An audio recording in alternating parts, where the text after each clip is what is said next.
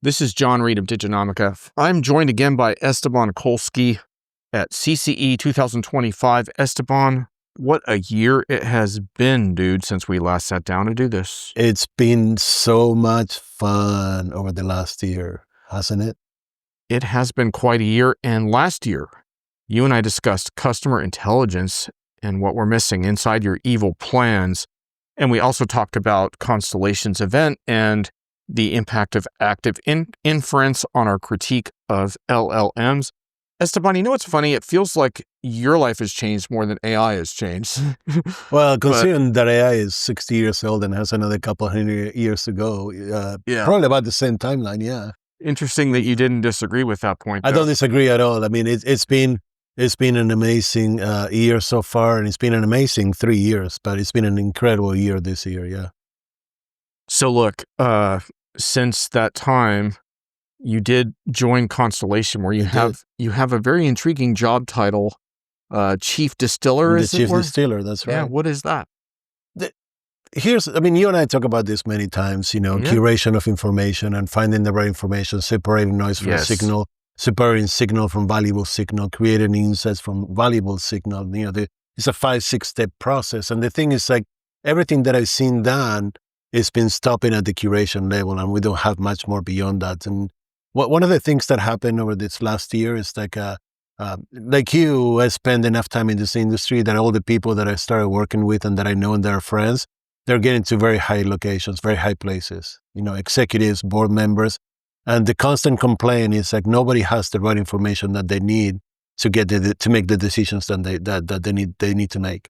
They're hammered with like 16-page decks from the management consulting firms and like 45-page white papers from vendors and research houses, and they don't know what to do with that.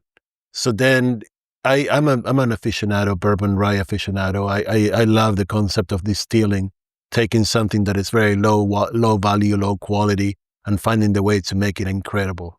So what I did is found a methodology and a framework in which I can actually do that. Take the information that comes out of all these people, the management consulting firms, the research houses, white papers, everything that's published out there, articles and everything, and find the nuggets of information that are necessary, correlated, cross-tab them, and come up with the necessary talking points and questions in a conversation framework that then I offer to board members and executives to have better conversations. Cool. I want to dig into that a lot more. Before we do that, I want to talk about your perceptions of this event this year. It seems like the coolest thing about this event for me, aside from seeing the people that I know and like yourself, is just kind of taking the pulse of the room. You know what I mean? Mm-hmm. Like you hear almost as much from the questions that you get to the speakers as the speakers themselves. But what did you kind of take away from what you've heard so far this week? So one of the things that we've done in this event over the last couple of years that has been brilliant is we changed it from people talking on stage and people listening to the audience to creating conversations, which creates more questions and better interactions. And like you said, this is the gold. This is where you get those valuable, very small nuggets of information that you need by listening to people ask questions, not about the topic, but linger in the topic, ancillary to the topic. And that's the value. So this event has been great because we're at the cusp of, ending subsidized AI, finding the end to the LLM value, finding new paths towards AI. And the questions are basically, okay, let's say that happens, then how do we get there, right? Yeah. And those are the questions that we want answers to. I don't care if you tell me that Gemini 2.5 or like Llama 3.7 or ChatGPT 6 can, talk to me like if I was its girlfriend. I don't care about that. I care about like how do we get to the answers? And these are the questions and the conversations that we're having. Yeah, and I want to get back to the diminishing returns on scale of the larger models in a second, but one of the things that I saw throughout the fall, because I've been to a bunch of enterprise events, is there was a big gap between the vendor's view of agentic AI and where customers are at personally. Right. And the interesting thing about that is it feels like vendors are often selling a little too hard. Yeah. Like, because customers are interested in this shit. Like, they want to evaluate these technologies, but on their own terms, in their own way. Right. Like, it's not a hard sell, right? They're going to look at it. They're going to figure out if it works or not. This was really revealed to me last spring when I had a customer at an analyst event tell a vendor, please stop talking about making everything autonomous and start talking about how you can help my people do their jobs better. Yep. I thought that was fascinating. Yep. And then so many vendors this fall have been using this digital worker phraseology, which I happen to despise. And so during Holger Mueller's panel today on the next generation, the last generation of employers to manage just humans, I asked the panel of customers, do you like this term? Do you use it internally? And they utterly dismissed it. Absolutely. They utterly dismissed it. And there's no such a thing. Right.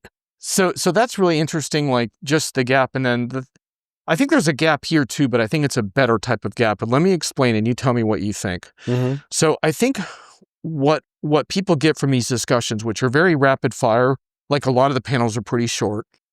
I think what they do is they get a sense of the vision and where things are headed. And they also hear a lot about risks and roadblocks and challenges. But in an elevator on the way up to my room last night, I heard attendees say, man, I learned so much, but I don't know what to do next. I don't know how to do it. Right. And my impression is that's okay because that's a hard problem. It's an individual problem. You can't solve that. That's a consulting session maybe. That's like a longer discussion.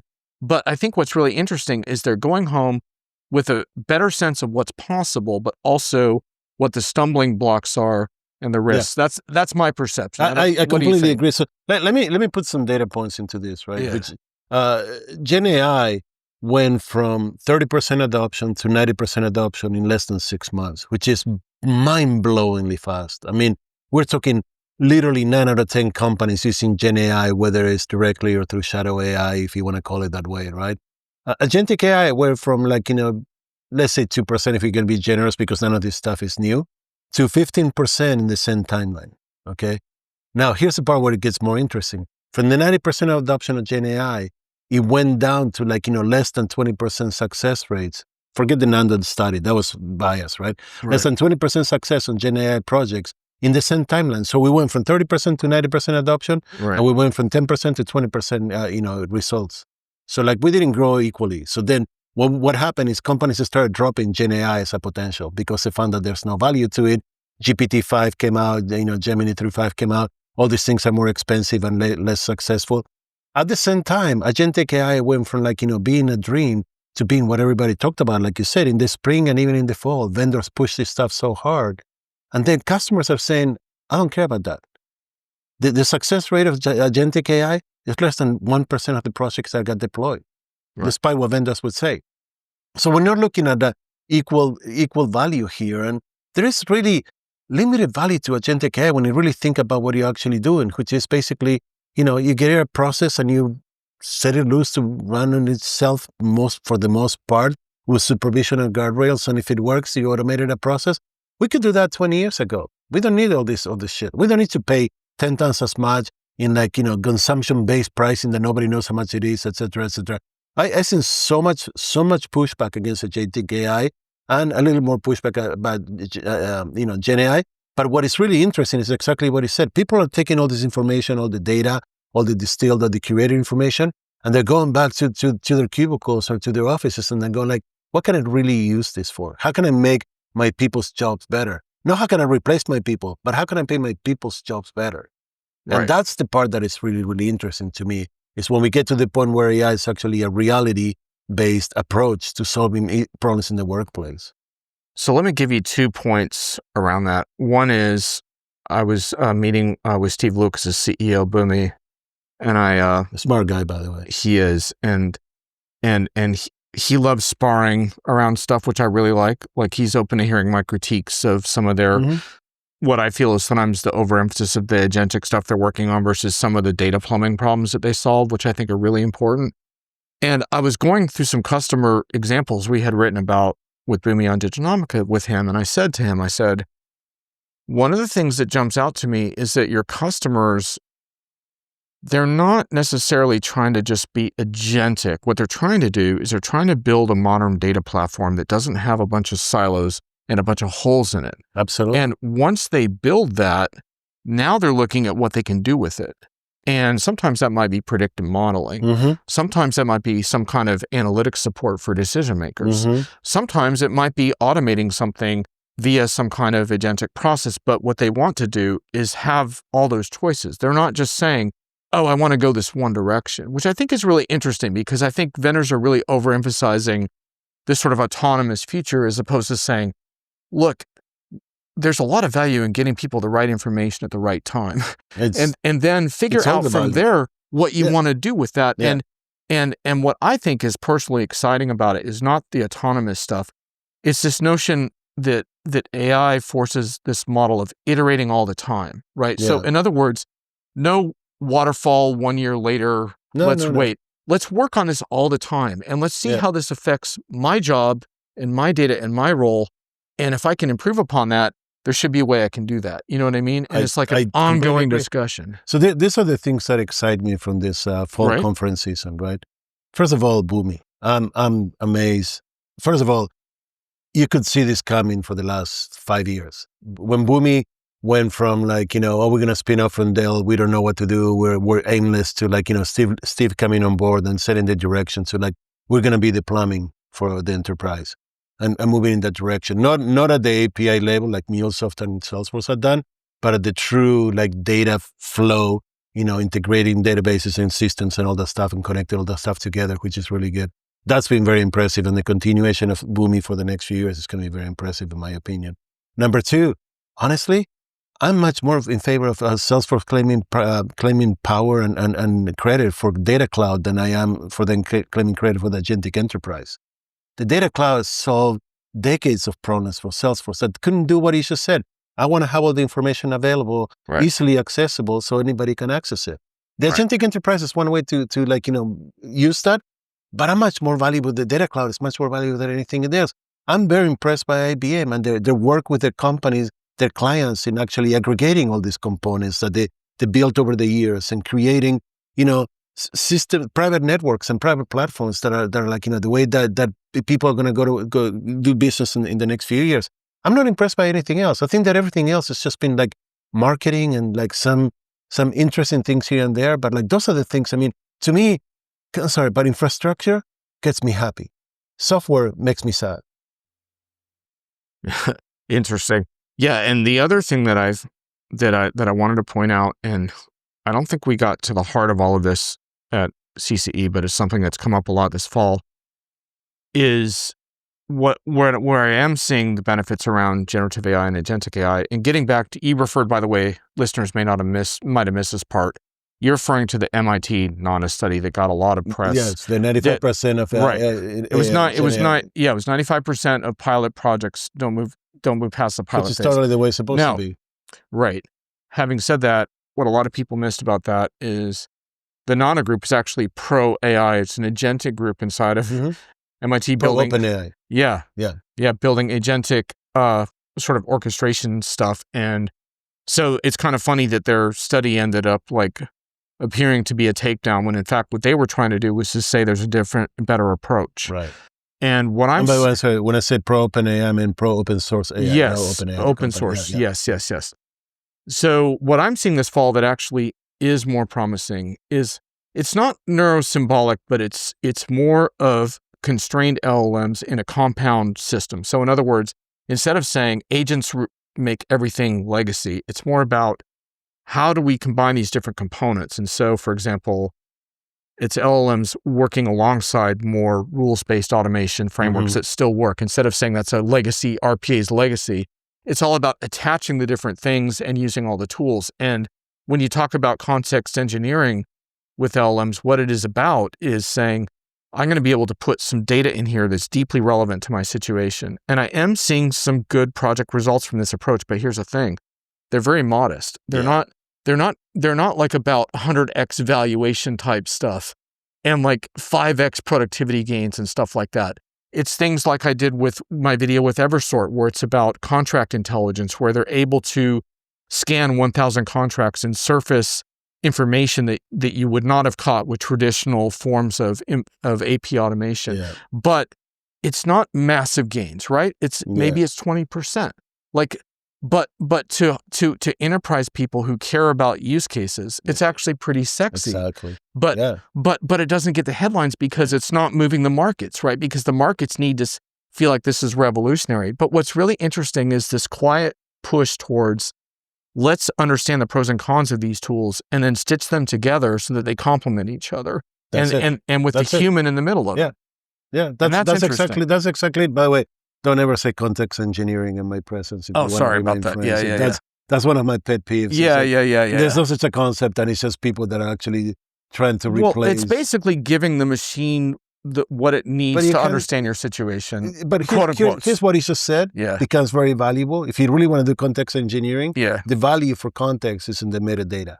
Right. And we don't have ways to access or use the metadata. So if you really want to talk about context we're making some progress on metadata. But that's what he said. If we connect all these things together, we have more access, more metadata, and we can do something. So if you really want to, you want to save the world, don't save the cheerleader. Have access to metadata. And then that will give you the context. And people still, for the most part, do not understand that. And when they say context engineering, like it's some magical, one that it comes over and like unicorns poop rainbow, or whatever. Right. And context is a much more complex concept than anything else we've done. So context is the answer, but context is not the question, Yes.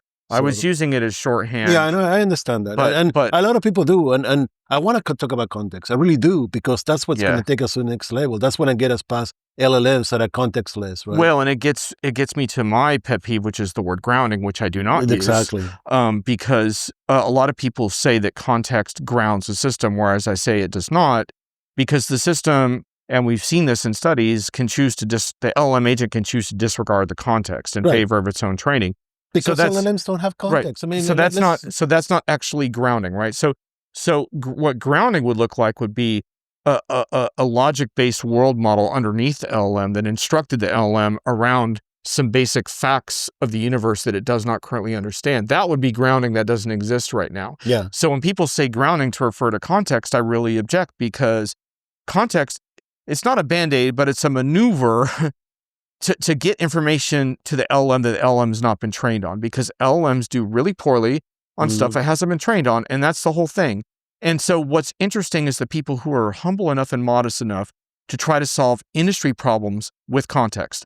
That's what's interesting about LLMs. Now, we could also talk about stuff that's not LLM specific, because we're continuing to have conversations around things like active inference, which is not based on deep learning at all. But custom also models, the small language models. I mean, there's a lot of models. One of the things that I'm writing the most about these days is the concept of optimizing AI, which is how do we leave Gen AI and LLMs behind and find models that fit the purpose that we're seeking. Right. I mean, one of the Johnson & Johnson was the first one. They ditched about 1,300 pilot programs in favor of only three use cases that define value from LLMs, right? And the rest went into a pile, but they say, what are the models that work for this? Walmart built the AI Foundry that has about 15 different models, of which LLM is only one of them, that they use for different things, right? You see someone like Zoho building their own language model, building their own browser to actually deliver a different value proposition. This is the answer to AI. The answer to AI is not going to come from the public models and the LLMs of the world, that they have no context, no understanding of language, no memory, and no reasoning. We're just actually asking somebody to search through information and regurgitate it in innovative ways. And that's not value on that. There's very little value on that. So if we're really going to do this, let's go back to the brass tacks, and let's say, how do we really get this going? And we get it going through differentiating between content, context, and intent. We get it by creating taxonomies, ontologies, and linguistic models. And we get it, and the last part is we get it by focusing on the metadata to augment and amplify all these different components. But if you take Zoho as an example, they're not abandoning LLMs by any means. No. They can. Nobody will let them. Right. Which is why I think it's important. And when I talk to enterprise decision makers, is to have a bit of a parallel track when it comes to AI. One of the tracks is understand things like active inference and other non-LLM forms of AI that are under development now, so you can understand where they're headed, and also it gives you a good critique of the current systems you're using and why they're insufficient. So that's number one. But number two is what Zoho is doing, which is basically what I'm talking about, which is constrained architectures where LLMs are often subservient to other systems. So for example, like I talked the other day to a customer and a vendor. What they were doing is they were limiting LLMs around receivable activity to amounts under $1,000, for example, and they weren't even allowed to touch the other stuff. And then you look at the stuff under $1,000 and you design it so that humans are reviewing it at the appropriate steps and all of that. But what Zoho's doing is constraining LLMs, building their own, and also diffusing stuff into smaller models that are much more energy efficient and all of that. Are they grounding the model? They are not grounding the model. I'm kidding. But they are diffusing models into smaller models that are more energy efficient and stuff like that. And so the point is, they're taking a very thoughtful pros and cons approach to the technology instead of saying this is revolutionizing everything. And you said it the right way, right? Yeah. LLMs can only solve the problems they've been trained to do. Yeah. 90% of the problems in an enterprise have content and needs that are outside of the LLM. Yeah, exactly. So the LLM will fail in 90% of the processes. Right. Okay. It's that simple. I want to talk with you about decision intelligence. Before we do that, any final thoughts on your takeaways from what you've heard the last couple of days? I know you were on stage. You also getting some arguments. What's the takeaway for customers? They're conversations. They're not arguments. This is the thing. I mean, to me, conversation is the value. Everything else is just irrelevant, right? The conversation is the value. I think that the biggest takeaway so far, in the last 2 days, yesterday and today, is that the discussions around AI are becoming more intelligent, and I'm not saying that facetiously, like, oh, intelligence is more intelligent. It's like, we're asking better questions and we're depending less and less in what is being given to us, and we've been told that that's the answer. And that's what actually encourages me, to push forward and say, okay, if I can find the right way to have these conversations, and, as a segue into decision intelligence, if I can find the right content to distribute and the right community to build around that content to to have these conversations about decision intelligence for executives, boards, and organizations, then I'm going to feel like I accomplished what I set out to accomplish. Appreciate it.